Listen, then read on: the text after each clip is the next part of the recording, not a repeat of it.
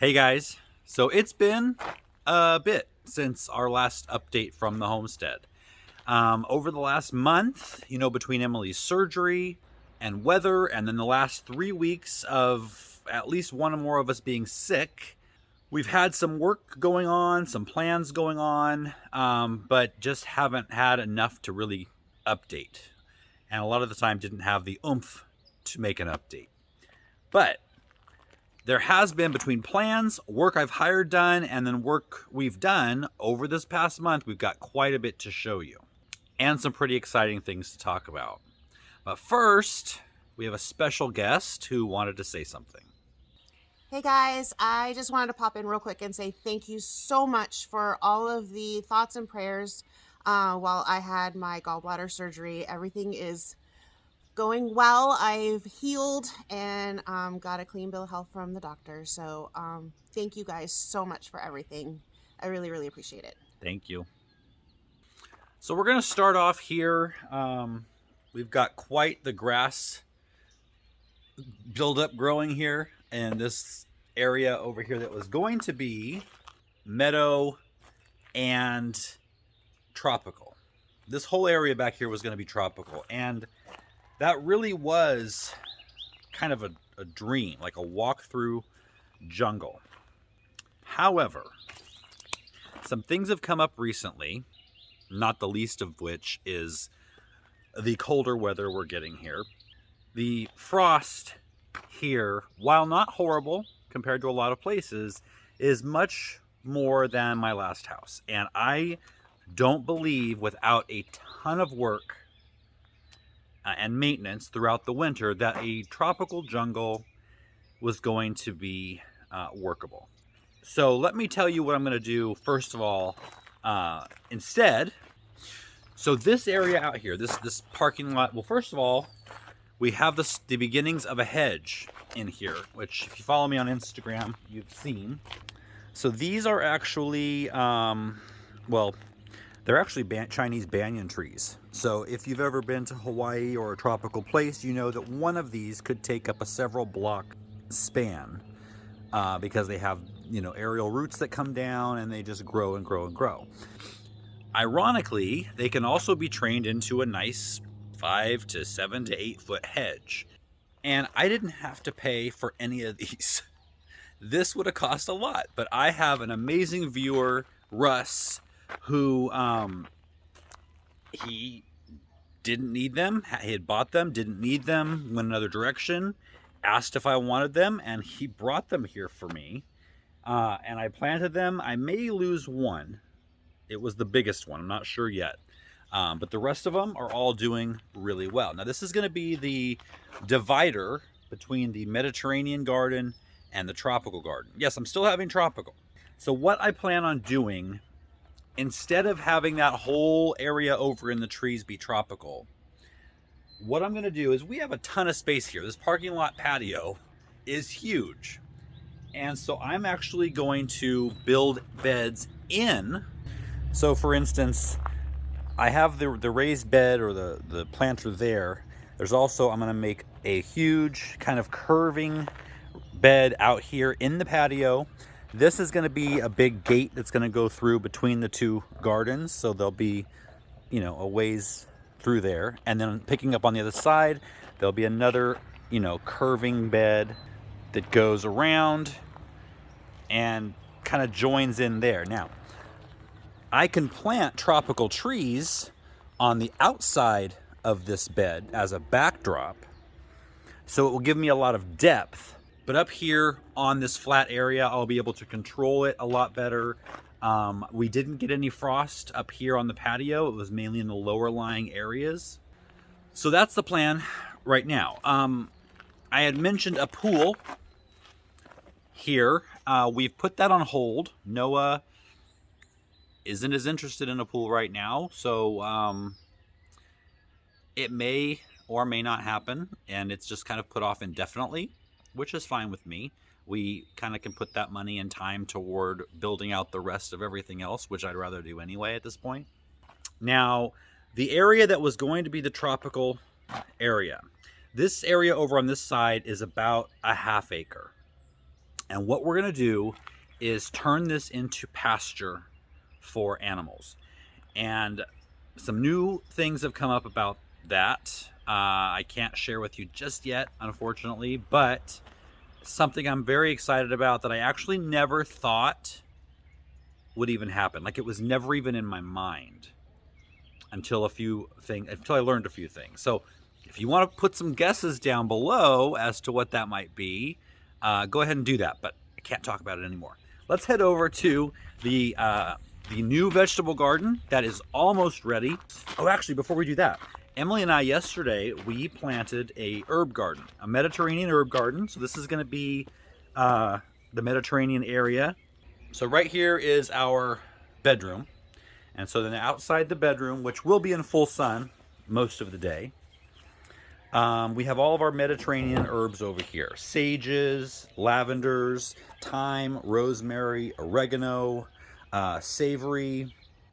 And it's going to be ornamental, but also culinary. So I'm excited to have something permanent and perennial in this area. If you can see, let me flip it around.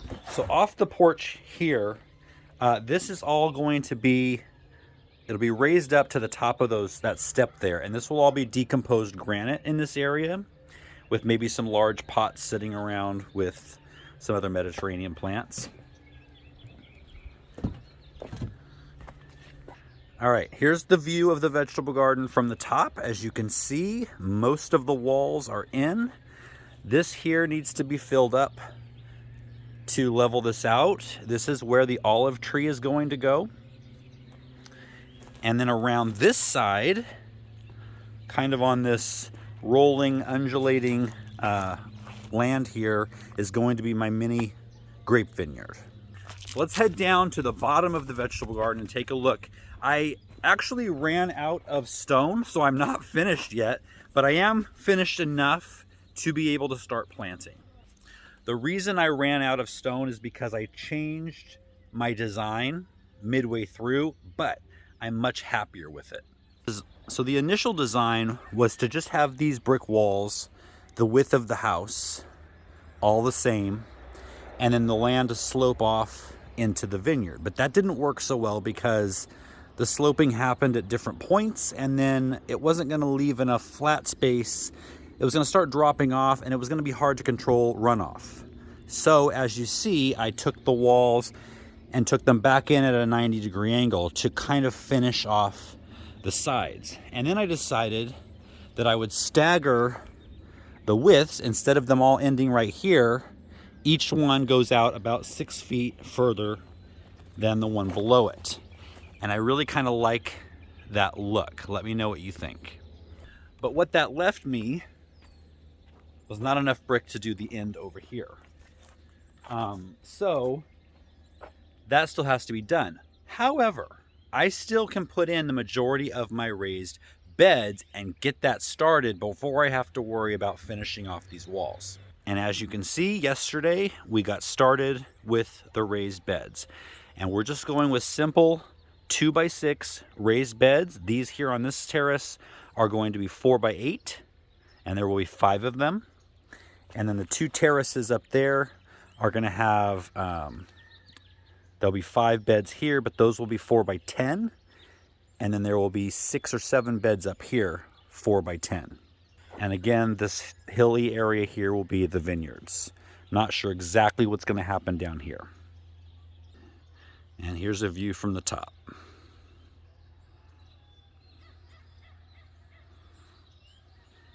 So normally right now I would be walking uphill, but thanks to Bill coming over a few weeks ago, this entire area has been flattened out. And this is going to be the French and English gardens. You can see that there is a beginning of a terrace here. So what's going to happen is right where these pots of fruit trees are, there's going to be a retaining wall just like down below in the vegetable garden.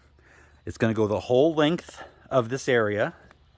And then 30 feet beyond that, which is right about there, is going to be another retaining wall. There'll be about 3-foot tall retaining walls, which is going to divide this section into 2 30-foot deep terraces. Once again, taming this hillside so we can actually do something with it. A lot of my fruit trees are already coming out of dormancy. We've got the cherry trees that are leafing out, the apple trees, which some of them have already bloomed. Peach trees are still dormant. Plums are leafing out and blooming.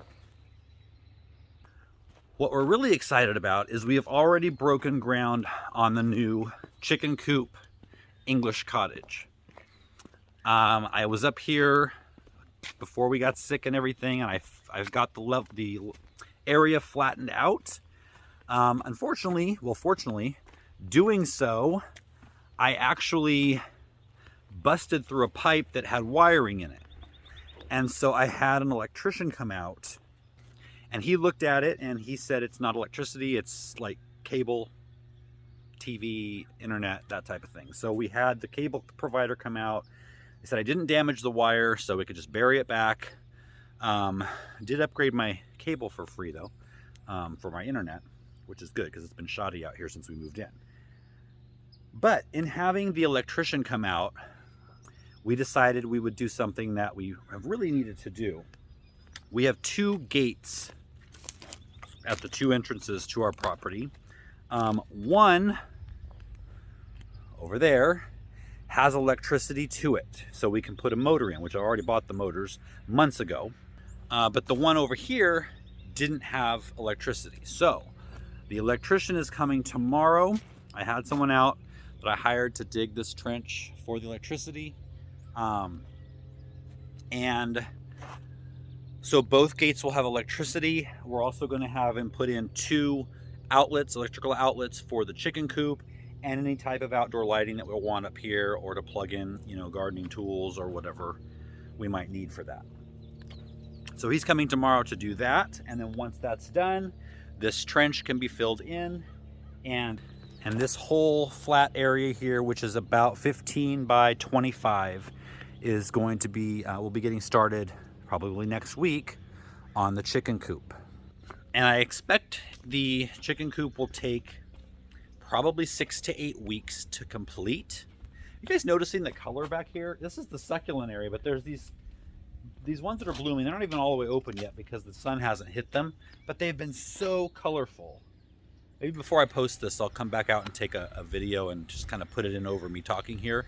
But this whole area has been so colorful. I've really grown to appreciate succulents and what they can do. Now, they're not going to stay here because succulents and cactus would look really weird surrounding an English cottage, but they will go over in the Mediterranean gardens, so I will be able to reuse them and continue to appreciate what they can do. But anyway, 6 to 8 weeks until the chicken coop is done, which means we can get our baby chicks. We'll probably get those in about 2 weeks because they take some time until they're old enough to actually go into the coop. And then we've got our 3 hens out there that are starting to lay again. They are laying just about every day, all 3 of them now. So back in kind of production there, but it will be nice to have a lot more per day. So if you guys remember, a while back I had planted tulips in the area that we had as our Christmas bed. I kind of revamped it into spring, and I actually like the look of it. It is not what I had planned. You can see we've accidentally gotten a kind of a white theme going on. The tulips are almost all white. We've got the little pansies. We've got the silver of the Dusty Miller. The only thing about that is, and while I like the way it looks, and I will probably use this somewhere else in coming years, this was supposed to be a riot of spring color. I had ordered a collection of bulbs of tulips that were all colors of pinks and purples and violet and lavender, and that's not what I got. So while I do like it, it's not what I planned. So very shortly, I will be revealing my plans for the pasture over here and the animals that we will be getting. Again, put your guesses down below. Remember, it's a ½ an acre. That might throw you off a little bit. Now, we have already brought some new animals onto the homestead. In fact, it was December when we brought them here, and I had filmed the whole thing, getting them, and then it was Christmas, and then I hadn't put it out, and then one of those animals died. Not sure what happened. We're thinking now, looking back, she had a problem ever since the beginning. And so those happen to be rabbits. Emily fell in love with Holland lops, and that was her one thing she wanted when we got our little farm here. And so in December, we got two girls. Like I said, about a month after we had gotten them, one passed away. However, the person we got them from replaced the bunny just this week. In fact, just 3 or 4 days ago. So I'm going to show you the now adult one, and then the cute, tiny little baby one that we have in the house right now. All right, so this is Grams.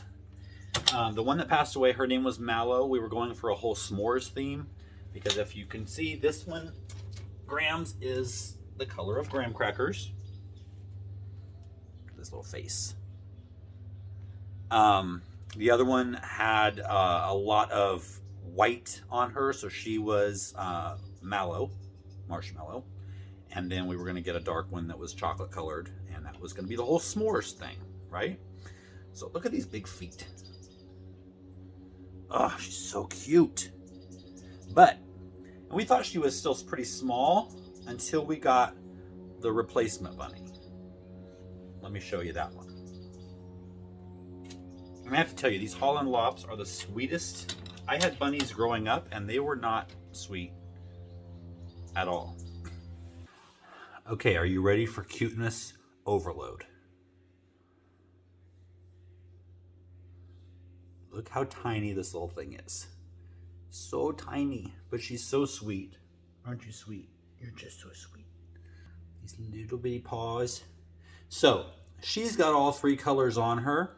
So we just skipped right to the end. This is s'mores. She's got chocolate, graham cracker, and marshmallow on her whole body, don't you? Come on.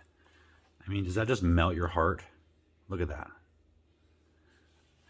Now, she's the same age as the other ones when we got them, but she's actually much, much smaller. So she may not get the size of Grams. All right.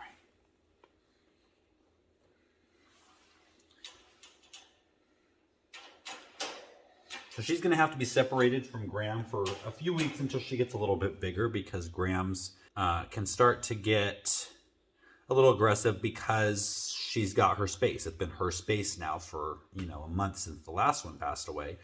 So we're going to have to just introduce them slowly. They're fine when we put them together outside of the cage, and they're totally fine. This one snuggles like it's her mom, and Grams is totally fine. We put her in Grams' cage yesterday to try it out, and Grams wasn't having it. So it'll be a process.